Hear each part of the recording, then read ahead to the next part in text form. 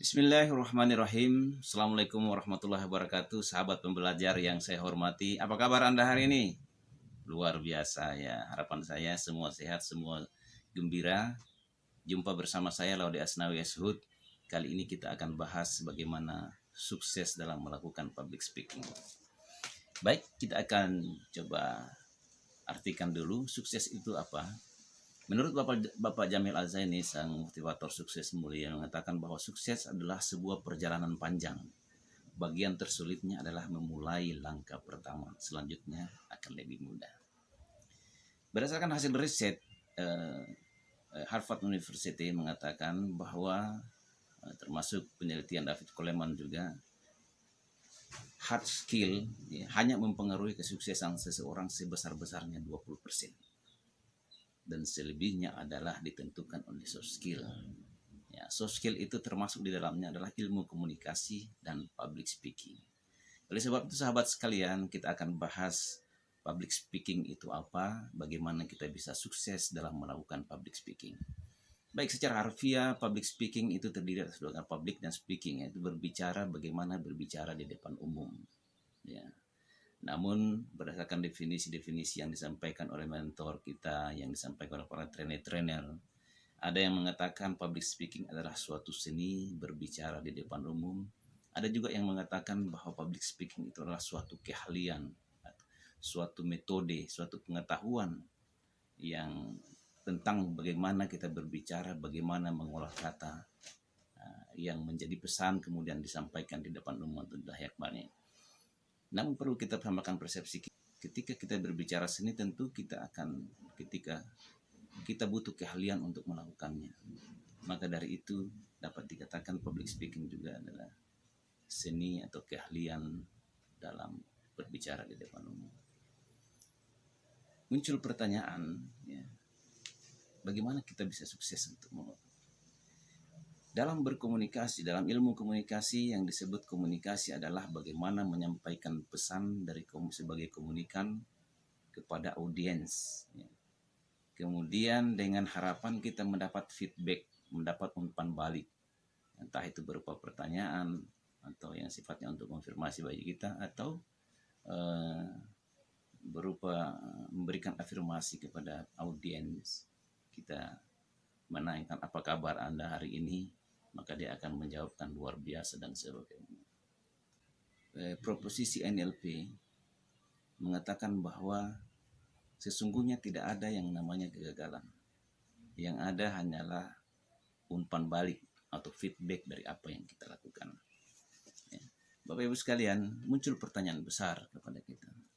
Apakah semua orang mampu melakukan public speaking? Apakah kita yang sudah tua misalnya, yang masih muda, yang gugup, yang tidak berani sama sekali, apakah bisa melakukan public speaking? Dalam presuposisi NLP, jika seseorang mampu melakukan sesuatu, maka bisa dipastikan siapapun bisa mengikuti caranya atau bisa memodelnya.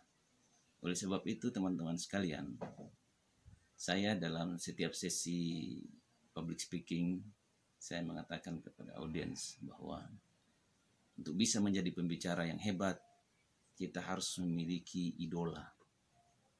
Siapa yang kita idolakan adalah pembicara-pembicara yang hebat. Kita pilih salah satunya, katakanlah Tung Desem Waringin, atau Anthony Robbins sekalipun, atau ada Mario Teguh, atau Jamil Al-Zaini, ya. Siapapun pembicara, Ari Ginanjar dan sebagainya, termasuk coach kita pada kesempatan ini Bapak Azhari. Ikuti cara mereka, jadikan mereka idola, kemudian ikuti caranya. Bagaimana mereka melakukan presentasi, bagaimana mereka melakukan public speaking, bagaimana mereka manage dirinya untuk bisa menjadi trainer. Kemudian bagaimana samakan frekuensi Anda dengan mereka, dengan idola Anda. Dan lakukan itu terus-menerus sampai Anda gagal menjadi dia. Artinya apa? Anda lahir sebagai diri Anda sendiri dan sukses dalam melakukan pembicaraan atau sebagai public speaker yang luar biasa berdasarkan diri Anda sendiri. Oleh sebab itu teman-teman, yang perlu juga saya sampaikan pada kesempatan ini hari ini bahwa kesuksesan dalam melakukan public speaking ditentukan oleh tiga aspek. Aspek pertama adalah verbal atau words atau kata atau pesan atau materi yang kita sampaikan. Materi yang kita sampaikan ini mempengaruhi kesuksesan public speaking terhadap audiens 7%. Kemudian yang kedua adalah vokal dalamnya, termasuk intonasi, kemudian ada artikulasi, tinggi rendahnya nada kita, kejelasannya, intonasi adalah tinggi rendah nada, artikulasi kejelasan dalam bentuk vokal dalam menyebutan vokal dan konsonan. Kemudian atau tiga aspek ini kita selaraskan, maka tujuan public speaking akan tercapai. Apa itu? Yang pertama adalah sebagai informasi, kemudian yang kedua adalah untuk influence atau menghibur, yang kedua adalah entertain, menghibur, dan yang ketiga influence atau menarik perhatian dan bisa menggerakkan, melakukan perubahan dari audiens kita yang tidak bisa sama sekali melakukan public speaking menjadi bisa. Itulah tujuan daripada public speaking, dan harapan kita ketika kita sudah menggabungkan, menyelaraskan ketiga aspek yang terakhir saya jelaskan ini, maka kesuksesan dalam melakukan public speaking akan terasa. Sampai ketemu pada sesi-sesi berikutnya dalam pembahasan tentang public speaking yang lebih mendalam.